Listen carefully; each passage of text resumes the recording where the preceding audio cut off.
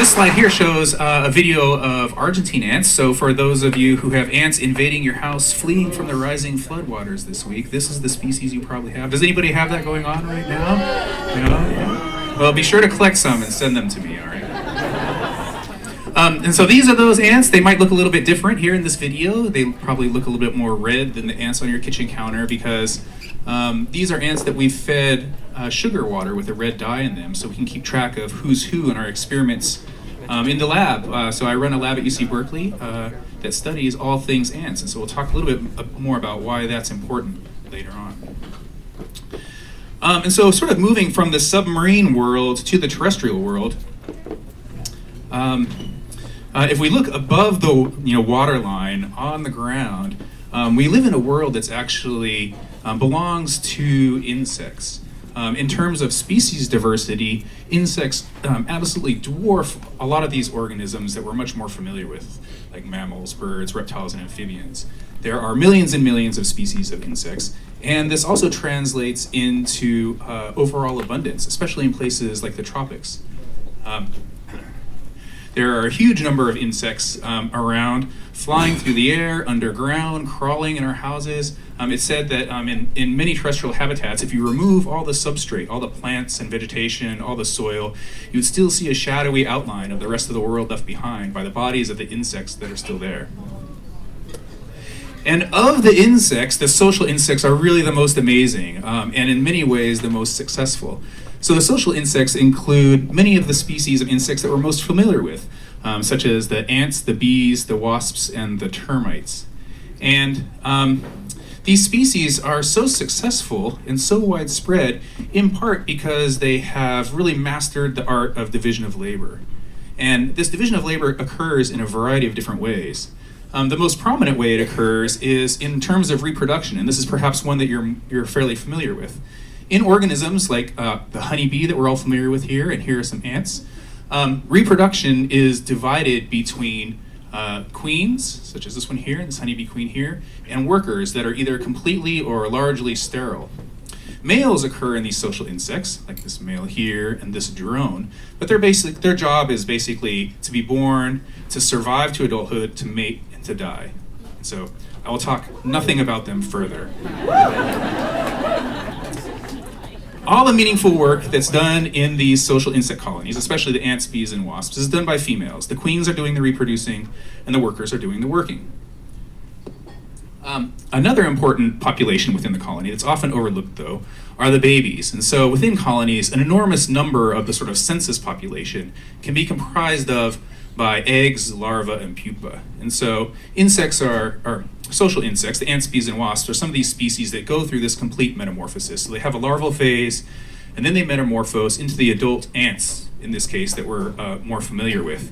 And they're important drivers of colony activities. They can act as sort of a stomach for the colony, so food that's retrieved by workers can be brought in and fed to the larvae that pre-digest it and regurgitate it out to everybody else. And they are also a major driver of the appetite of colonies. So when all of these babies are growing larger and larger and getting ready to turn into adult workers, they produce a high demand for food. And within the social insects, so we have this first sort of tier of reproductive division of labor between queens and workers.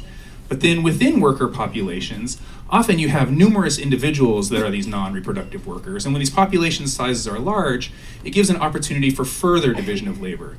And so you can see specialist castes emerging or evolving in many species of these ants that do particular things that are reflected in their sort of unique body plans and morphology.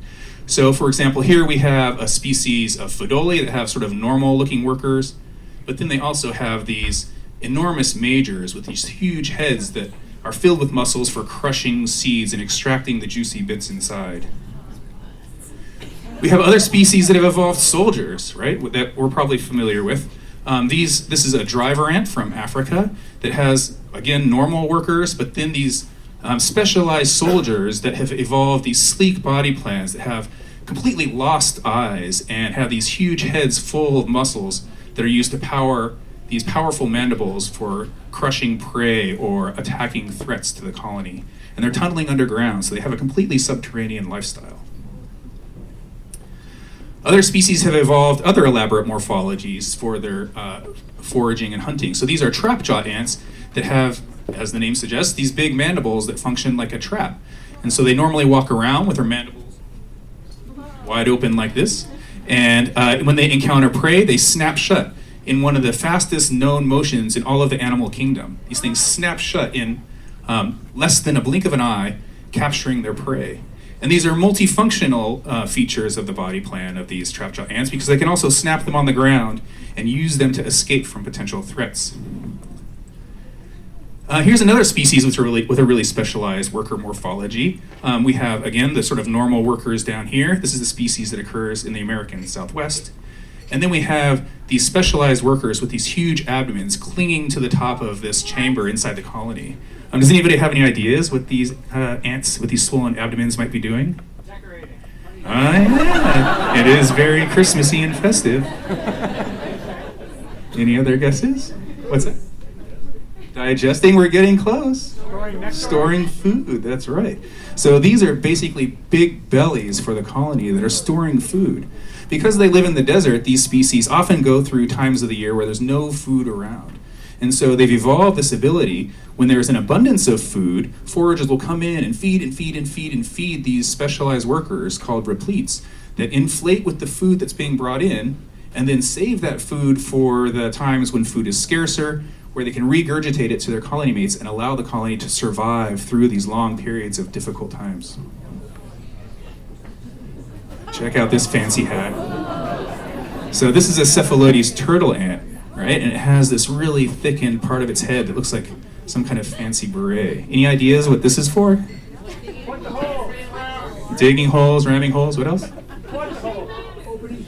Opening beers. Any other suggestions? Hearing things? No, none of those are all wrong. Their head is a door. Right? So these turtle ants live inside branches in tunnels that they excavate under the wood, and then they make an opening, an entrance to the outside that perfectly fits the shape of their head, and they block it with this thickened part of their head. And they only allow entry to other ants that have the correct chemical signature, a pheromone, that identifies them like a badge as a member of that colony. Everybody else is excluded. Look at this beauty. So this ant, it has like this weird head that has these big blades that are kind of clear and eyes on stalks.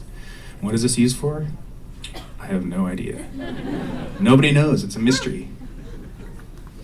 Ant colonies also vary a lot in their social structure. So some ant colonies are very small. So these are Temnothorax acorn ants, where, as the name suggests, the entire colony nests within a single acorn. And so the population of individuals in this colony may be as small as a dozen workers. And then colonies can be much larger, like this colony of leafcutter ants in South America. So this colony was initiated by a single queen who mated decades ago, and then during her lifetime has produced millions and millions and millions of daughters who are the workers who have built this crazy underground elaborate structure that has chambers where gardens are grown. So you've probably seen these ants on the Discovery Channel. They're the ones that are marching off into the jungle and retrieving little bits of leaves. And they take those leaves underground, mash them up into a pulp, and they grow a specialized fungus on them. And the fungus is what they consume. Right? So these ants invented agriculture tens of millions of years ago.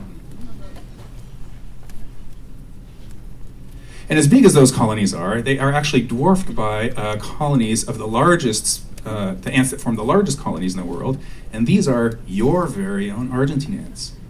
So the ants that are sort of plain and seem just boring crawling across your kitchen counter are actually really remarkable.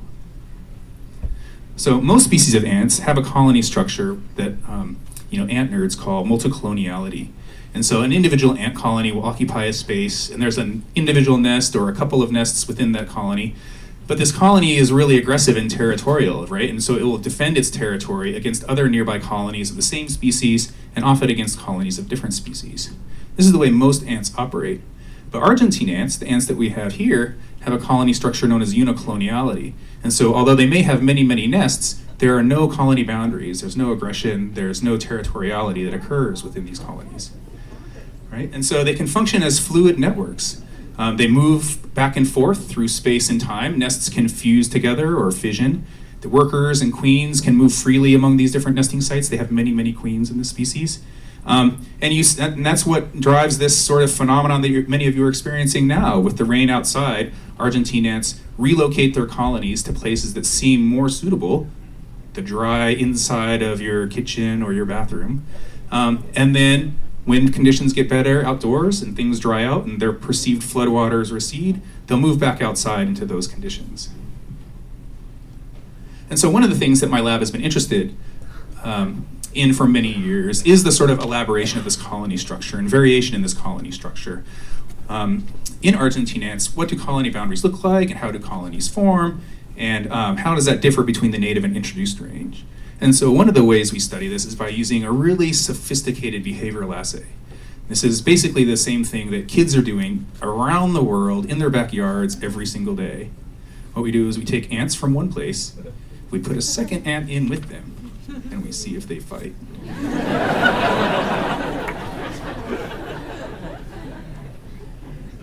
And that's what's going to happen here. So we have some ants that are in their little gladiator chambers, one ant per chamber. A hand comes in, adds a second ant, and then we start watching to see what happens. If they fight, they're going to be, we know that they belong to different colonies, and boom, we see these ants attacking each other here, here. These have sort of parted ways. In other cases, they just encounter each other, sort of sniff each other. Sometimes they might even do friendly things like clean each other or behave in ways that you would expect for ants from the same colony. And so by doing this, now some of these are really aggressive, right? And so many of these ants are, when the aggression escalates to this sort of high level, they're tearing off heads, tearing off legs and antennae. They're using these really nasty chemical defenses that they smear on each other that are super toxic. And so ants that are in fights that escalate to this level, usually both of those ants die. And so these competitions between different nearby colonies are really wars of attrition. What really matters is the number of ants you can bring into these war zones. And so by doing these sorts of behavioral assays and comparing ants from all over the place, we can map out where colony boundaries occur and really map out the size of colonies of Argentine ants. And it turns out that here in California, almost the entire range here in California is occupied by a single massive supercolony. So all of these red circles are sites where ants collected from these different red circle sites will behave in a friendly way towards each other. There are a couple exceptions. These exceptions behave like the video we just saw, shown in these different colors, these green circles, this purplish one, this bluish one. And these ants are behaviorally different. They belong to different colonies, but almost entirely the introduced range in California here is this massive, massive supercolony. And that's true in other parts of the Argentine ants' introduced range as well. So in Europe, there's this 3,000 kilometer long supercolony here, in Japan, New Zealand, Australia, all over the place. They form these big supercolonies. And actually, a few years ago, we imported Argentine ants from these different supercolonies, distributed around the world, brought them to UC Berkeley, and did behavioral assays among them and some genetic analyses and chemical analyses. And it turns out that all of these different supercolonies distributed around the world are all members of the same colony behaviorally. There's this single sort of global supercolony that has grown and expanded around the world to all these different parts of the introduced range. Almost certainly the most numerous or populous social group of any organism that occurs in the world. Watch out. So you're going to have nightmares tonight. Be very afraid if you find ants in your bedroom while you're sleeping. And so the fact that these Argentine ants get along so well and are so cooperative and have eliminated all of these costs of mortality and war associated with these colony boundaries means that their population densities really just grow out of control. They reach incredibly high abundances. And that allows them to dominate native species and drive them to extinction in their introduced range. So here's a native carpenter ant that disappears when Argentine ants invade. And you would think that this carpenter ant would do really well in fights against Argentine ants. But because of this unicolonial colony structure, Argentine ants are so numerous they can just overwhelm these native species by sheer numbers. The huge population densities of these super colonies also allows them to create agricultural problems, and as you all know, makes them a pest in households and businesses. Okay, and so here's a totally different species now. So this is a species of field ant that occurs throughout California, and it's doing all the things that a normal sort of multicolonial ant species would do. So this ant nests underground. Here's the colony entrance. And ant colonies have been described as a factory within a fortress, and it's a really apt analogy. They're a fortress in the sense that they have boundaries that are aggressively defended against interlopers, and they're a factory in the sense that underground they're continually cranking out new babies, cranking out new workers, always trying to replenish those lost in mortality. The colony's growing and growing and growing. But at the same time, these factories within a fortress represent really a rich resource for anybody who can take advantage of them. And there are other organisms, many other organisms, that have evolved to sort of crack the code of these colonies and take advantage of them. And one of them is a species that we study in my lab. It's these Polyergus kidnapper ants. These are species that, some of them occur in coastal areas, not very commonly. We study them more often in the Sierra Nevada, where they're actually quite abundant in some places. And Polyergus is a really interesting ant and makes its living in a really interesting way. And that is, and you can see that in the face of these kidnapper ants. So here's a normal field ant, and it has mandibles that are like multi-tools. They're really sort of strong and robust. They have this strong cutting edge. There are these teeth on here for grabbing things. And they're really useful for attacking enemies in adjacent territories or defending the colony against potential predators. But they're also really good for fine motor skill type things, like picking up really delicate eggs and cleaning them. Polyergus, on the other hand, has a totally different mandible morphology, where they're sort of long and skinny, they're pointed at the end, and they're totally useless for doing all of those normal ant tasks. They can't take care of their own babies, they can't excavate soil, they can't go out and forage. What they use these mandibles for is this: kidnapping the babies of nearby ant colonies and bringing them back into their own colony. And so this happens, during summer afternoons in the Sierra Nevada and other places where Polyergus exists. During the day, scouts will go out and survey the surrounding area and look for a field ant colony that seems like a good target. And then those scouts come back, and through mechanisms that are totally unknown, they somehow gather together a raiding party of dozens up to thousands of individuals, and they launch this synchronous, coordinated raid on that identified colony nearby. And so here's what this looks like. It's kind of a shaky video, but here's this army of these Polyergus. This is a video I took this past summer, just right up near Lake Tahoe. They're all going out, heading out towards a colony off in the distance here that scouts have communicated is a good target for a raid. These colonies are usually within tens of meters, sometimes up to 100 meters away.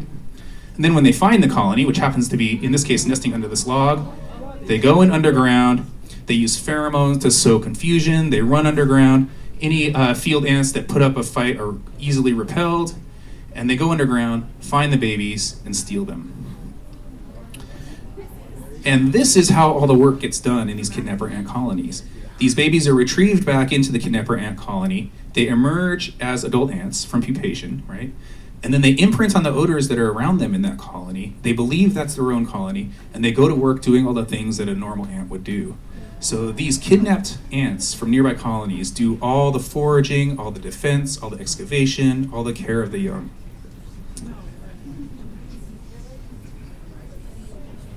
Right. Yeah, it's very sinister. Right. And so there's always this sort of race on where these kidnapper ant colonies are constantly, every day, performing raids on a series of nearby colonies of field ants that are in the vicinity, replenishing the population of captives that they need to get the work done in their colony. At our field site, they use 3 different species of field ants. So here they are: Formica argentea, Formica acrita, Formica aenescens. They are all sort of very similar in lifestyle and appearance. And here's a sort of map of our field site showing all these different colonies of kidnapper ants. And it turns out that any one colony of kidnapper ants specializes on kidnapping babies from only one species of field ants. So although there are 3 species available for them to capture babies from, they only focus and specialize on doing it for one species. So for example, this colony here, well, we'll start with this one. This colony here, this green triangle, the host is Formica subaenescens. So this is a colony of kidnapper ants, but all the captives are stolen from nearby colonies of Formica aenescens in the vicinity. Here's a colony of kidnapper ants that's focused or specialized on using this field ant, and these blue circles are the third one.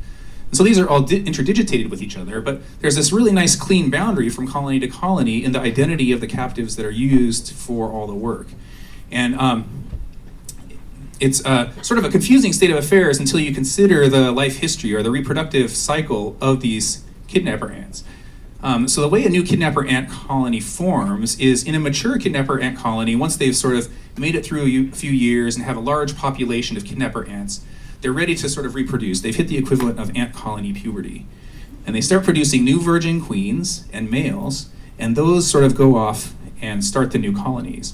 And the way this happens is a virgin queen will go off on a raid on one of these afternoons with a bunch of her sisters, who are workers. They go into the colony, they're pillaging the colony for the babies like they normally do. But she, on the way, calls in males using a pheromone, she mates, and then while they're stealing the babies, she does something different. She runs inside, runs around inside this field ant colony, finds the queen in that colony, assassinates the queen, and then sets herself up as the new queen. All of her sisters return home with all of these babies they've captured, but she stays there.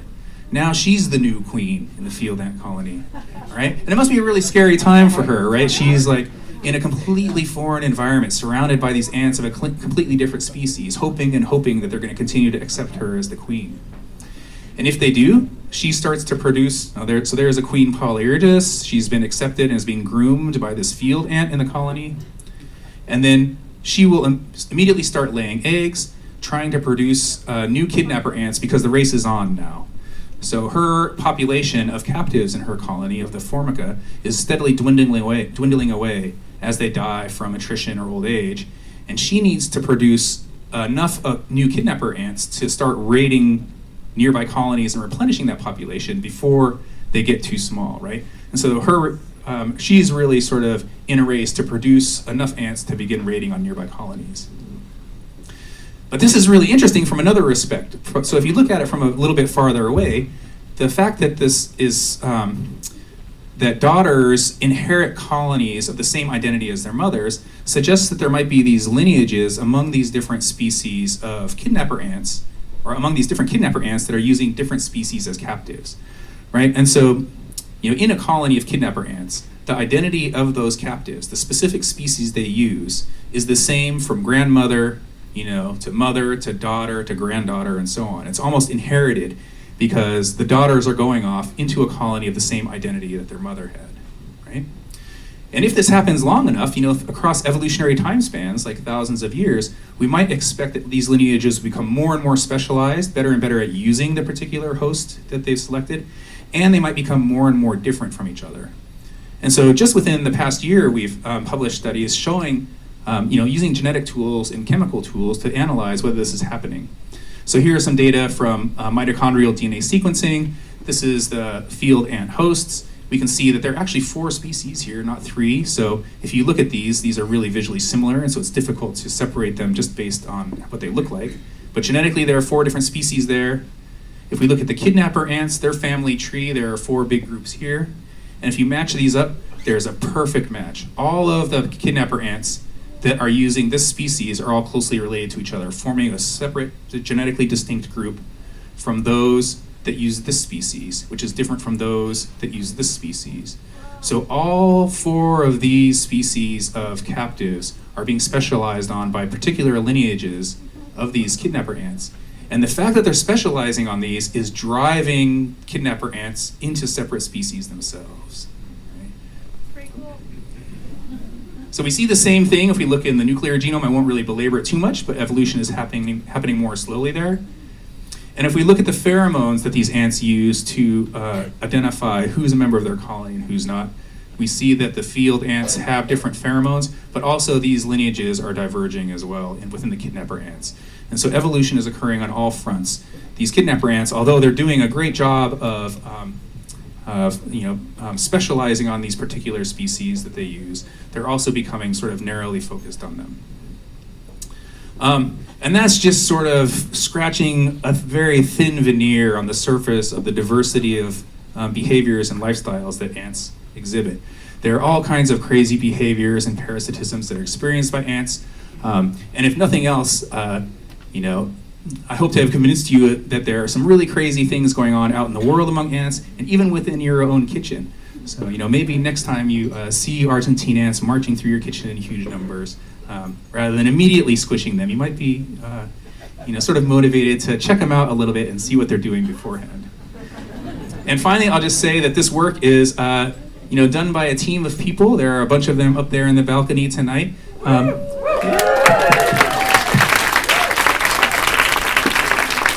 In particular, Argentine antwork I talked about tonight was done by postdocs Miriam and Ellen, and the Kidnapper antwork was done by Maria Tonioni and Candace Torres. And with that, I thank you for your attention. I would love to take any questions you might have. Go to nerdnite.com to find a Nerd Night event near you, and don't forget to subscribe to our channel for our latest presentation.